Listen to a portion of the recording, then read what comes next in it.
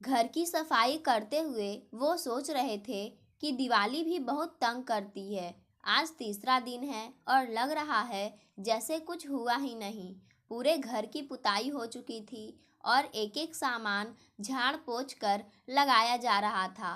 कल छोटी दिवाली है और उसके बाद दिवाली। सालों की परंपरा कुछ ऐसी होती है कि उसे ना निभाओ तो अधूरापन लगता है। यह आदत तो उन्हें बचपन से थी। छोटी दिवाली से पहले एक एक कॉपी, किताब, रैक, अलमारी सब झाड़ पोंछ कर साफ करना। जो फालतू सामान है उसे हर हाल में सुबह तक बाहर निकाल देना था। देखते देखते घर का एक कोना बहुत से फालतू सामानों से भर चुका था। पुराने कपड़े जो किसी को दिए जा सकते थे, रद्दी अखबार जो बेचे जाने थे, टूटे फूटे बर्तन, शोपीस और ना जाने क्या क्या। यह कर्म चल ही रहा था कि साफ सफाई में एक रंगीन कागज अलमारी से निकलकर गिर गया और बस सफाई करते उनके हाथ थम गए। इससे पहले कि वो कागज रद्दी पेपरों में समा जाता, उन्होंने लपक कर उसे उठा लिया।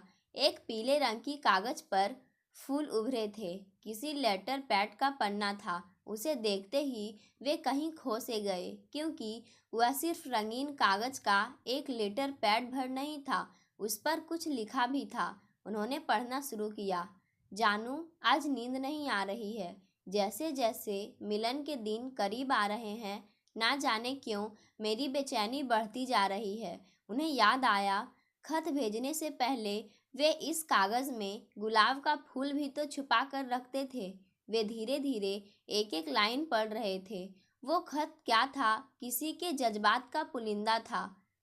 अपने एकाकीपन की जिंदगी का दस्तावेज, जिसमें कॉलेज से लेकर नौकरी तक के संघर्ष को जैसे किसी ने रेशमी धागे में पिरो दिया हो।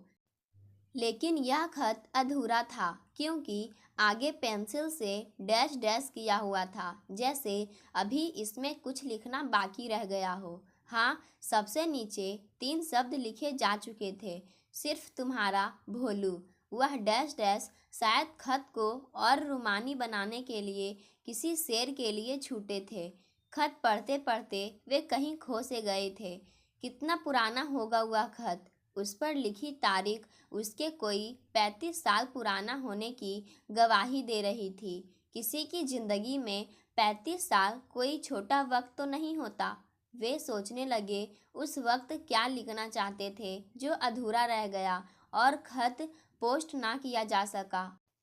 उन्होंने खत को सीने से लगा लिया, जैसे कोई अधूरा ख्वाब जी उठा हो। खत की स्याही हल्की पड़ गई थी, मगर उसके अल्फाज की ताजगी बरकरार थी।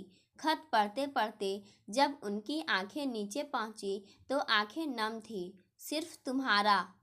उन्हें लगा, जिंदगी में सिर्फ इस एक लाइन की इबारत को लिखने के लिए ही तो यह खत अधूरा रह गया था, जो पोस्ट ना किया जा सका।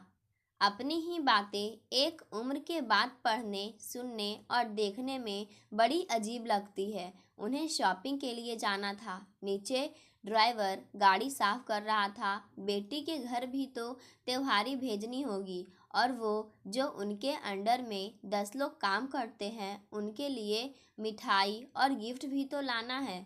फिर घर में काम कर रही मेड और सोसाइटी के चौकीदार के लिए भी कुछ लाना होगा। नियम के अनुसार मंदिर के पुजारी जी को नए वस्त्र देने हैं। आज उनके लिए कुछ भी मुश्किल नहीं है। वे ना भी जाएं तो असिस्टेंट को लिस्ट देकर सब मंगा सकते हैं और खुशी खुशी सबको गिफ्ट दे सकते हैं। लेकिन इन सब से अलग उनका दिमाग उस चिट्ठी पर ही लगा था। उस चिट्ठी पर जो पोस्ट नहीं हुई थी। वे अधूरा खत पढ़ने लगे।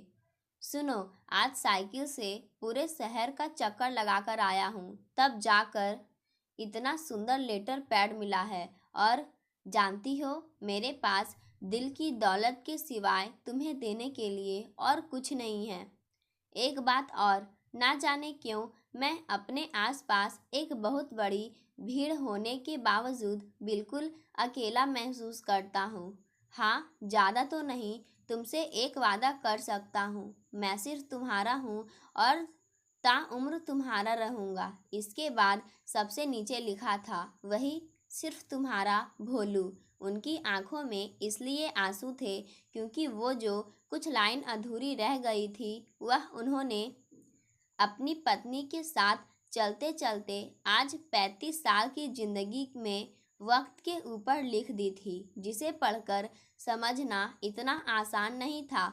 आज उनके इतने बड़े पद, नाम, शोहरत, दौलत और शानदार व्यक्तित्व के पीछे ना जाने कितनी बड़ी भीड़ उनके लिए कुछ भी करने को तैयार थी।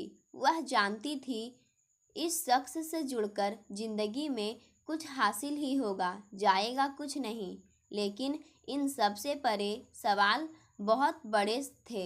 सवाल किसी के साथ कुछ करने के लिए मौके का नहीं था और ना ही आदर्शवादी होने का था। यहाँ सवाल भरोसे का था। भरोसे पर जिंदगी चलती है। उन्हें याद आया कॉलेज के दिनों में कैरेक्टर सर्टिफिकेट मिला करते थे। उनके नंबर तो कुछ नहीं होते थे, मगर उसका अच्छा होना ज़रूरी होता था। कहीं भी एडमिशन लेना हो या नौकरी ज्वाइन करनी हो, सारे पेपर के साथ उसका लगा होना ज़रूरी होता। अगर कैरेक्टर सर्टिफिकेट ना हो तो प्रवेश नहीं मिलता। इस कैरेक्टर सर्टिफिकेट की एक खासियत और भी है, यह जिंदगी में सिर्फ एक बार मिलता है। यदि यह खराब हो गया तो लाख कोशिश के बाद भी इंसान के चरित्र पर लगा धब्बा उतरता नहीं है। अचानक उस खत को हाथ में लेते ही उन्हें कुछ और याद आ गया। आज यह जो शानदार घर है, नाम, शोहरत, इज्जत है, बच्चे हैं, जब यह खत लिखा गया था तो यह सब कुछ नहीं था। उन्हें याद आया तब तो बस एक लकड़ी के टेबल और कुर्सी हुआ करती थी उनके पास। हाँ, एक फोल्डिंग बेड भी थी। फिर क्या हुआ? हुआ कुछ नहीं था, बस उनकी शादी हो गई थी। वैसे किसी इंसान की शादी मजाक के टर्म में बर्बादी ही समझी जाती है, जो अपनी सोच पर निर्भर करती है। उन्हें भी शुरू में कुछ ऐसा ही लगा था, क्योंकि शादी होते ही घर के नियम कानून बदल गए थे। यह क्या, आकांक्षा ने तो घर में आते ही सिर पकड़ लिया था। भोले राम के घर में दौलत के नाम पर सिर्फ एक टेपर रिकॉर्डर और कैसेट थे। ना चूल्हा ना चक्की का कोई ठिकाना।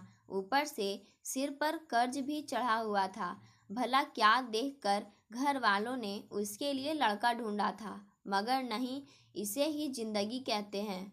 भोलू राम के भीतर तमाम कमियां थी, मगर जनाब जिसे ब्याह कर लाए थे उस पर फिदा थे। और फिदा होते भी क्यों नहीं। हर तरफ अब यही अफसाने हैं, हम तेरी आंखों के दीवाने हैं। वो उम्र भी कुछ ऐसी होती है कि बस पूछिए मत। सो वे अपनी इस फटे हाली पर अपना सा मुंह बनाकर आकांक्षा के आगे खड़े थे। आकांक्षा ने पूछा, बाबू मोशाय, यह बताओ घर कैसे चलेगा? वे बोले, ये वेतन है, हर महीने मिलता है, बस बाकी मुझे नहीं पता। आकांक्षा ने सोचा, इस इंसान से झिकझिक करने का कोई फायदा नहीं है। अब शादी हुई है तो निभाना तो पड़ेगा। तभी आकांक्षा को परेशान देख भोलू राम बोले, सुनो, टेंशन की कोई बात नहीं है। बनिए के यहाँ खाता खुला है, सब सामान आ जाएगा। जब पूरी दुनिया उधारी पर चलती है तो हम कौन से अलग है, सब हो जाएगा। तुम लिस्ट बताओ, मैं अभी लेकर आया।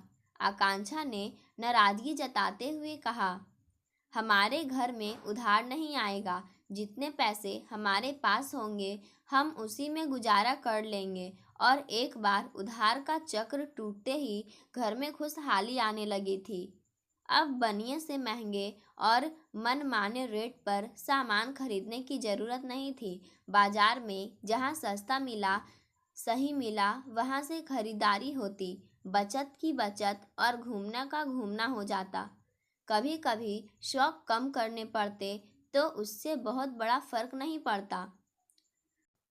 वैसे ही एक दिन जब बाहर जाने की बात आई तो आकांक्षा बोली, ये हर महीने भाग भाग कर हम लोग ही क्यों जाते हैं? जिसे मिलना है उसे बुलाने के बारे में सोचो। और हाँ, त्योहार के त्योहार चलेंगे, एक बार में सबसे मिल आएंगे। खैर, यह जो छोटी छोटी समझदारी भरी बचत होती है वह घर गृहस्थी की तस्वीर बदल देती है, जो अब इस घर में दिखाई देने लगी थी। देखते देखते परिवार बढ़ा, समय बीता और उनकी भी तरक्की होने लगी। आकांक्षा की पढ़ाई लिखाई ने बच्चों को भी ट्यूशन नहीं जाने दिया। देखते देखते बच्चों के टॉप करने से घर परिवार का मान सम्मान सब कुछ तो बढ़ गया था। आज नीचे जो बड़ी सी गाड़ी खड़ी है और यह जो शानदार ड्राइंग रूम में भोलू राम पैर पसारे बैठे बैठे चैन की बंसी बजा रहे हैं, वह सब किसी सपने के पूरा होने से कम नहीं था। हाँ, उन्हें ताउम्र इस उम्र का ख्याल रहा कि ये जो कैरेक्टर सर्टिफिकेट है जरा सी भी फिसलने ना पाए। या फिसला कि बच्चों का करियर और समाज में मान सम्मान सब हाथ से गया, जो फिर कभी लौट कर नहीं आने वाला। वे हाथ में वो रंगीन खत लिए ना जाने कब तक ऐसे ही सोचते रहते कि आकांक्षा की आवाज़ सुनाई दी, क्यों जी, तुमने कागज पत्र समेट दिए कि नहीं? हे भगवान, ये आदमी भी ना पता नहीं क्या करने लगते हैं, एक काम नहीं होता इनसे।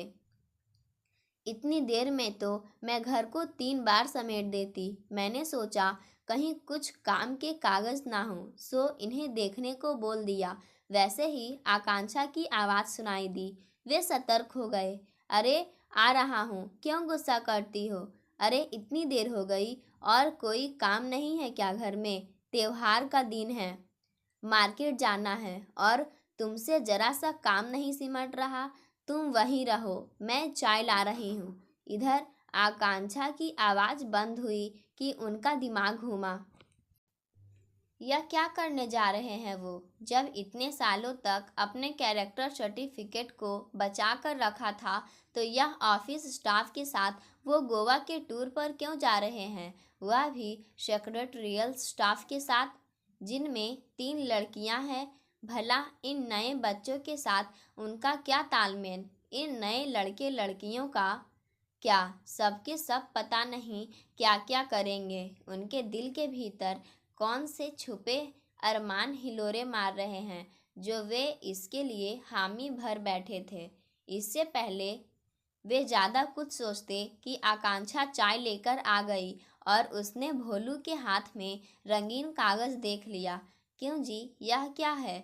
अब तुम्हारी उम्र है यह सब करने की, मुझे दिखाओ क्या लिखा है इसमें, और यह किसे देने जा रहे हो? उन्होंने लेटर छुपाना चाहा, बोले, अरे कुछ नहीं, अभी अभी सफाई में निकला है, बस फेंकने जा रहा था। अच्छा जी, मुझसे बहाने मत बनाओ। आधे घंटे से सारा काम छोड़ के यह पेपर लिए बैठे हो और कह रहे हो रद्दी है। इतना कहते हुए आकांक्षा ने भोलू राम से वह लेटर छीन लिया। उसने देखा उस पर बहुत पुराने फाउंटेन पेन से तारीख लिखी थी, 1 जनवरी 1990। नीचे लिखे हर्फ देखकर वह इमोशनल हो गई। क्यों जी, यह कौन सी चिट्ठी है और इसे कहाँ छुपा रखा था तुमने? भोलू भी भावुक हो उठे थे। बोले, तुम मेरा खत मुझे दे दो। अच्छा, यह तुम्हारा खत है? कोई बात नहीं, यह बताओ किसके लिए लिखा है तुमने ऐसा खत?